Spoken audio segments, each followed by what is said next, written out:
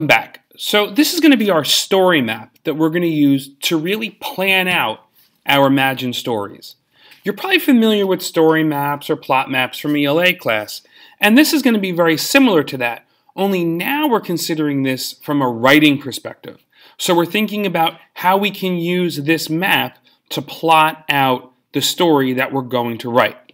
So very simple. In the middle, we're going to put the title, and for now, it might just be Imagine, and you can figure something out later.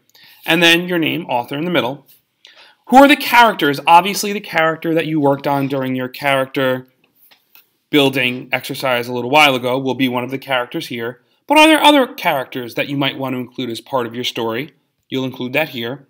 What's the setting? When and where is this story taking place? That's something we have to consider because the location and the time are very much going to influence the kind of story you're telling and what's happening. What is the problem? There has to be a problem that becomes clear fairly quickly in order to help your story develop. So what is the problem that you're going to be imagining, in many ways, overcoming? How are the characters try to solve the problem? So how do the characters, or your character in this instance, work to solve the problem? What are some of the steps? What are some of the complications that maybe that character has to go through trying to understand and then eventually solve the problem?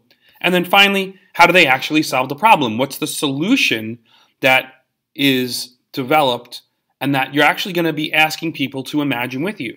Because the solution that you imagine people, or the solution that you ask people to imagine, is essentially you asking people to imagine with you how to overcome problems like this. And that really is at the heart of what these stories are saying. How can we imagine how we can all overcome a variety of difficulties and challenges and things that life might throw our way? Good luck.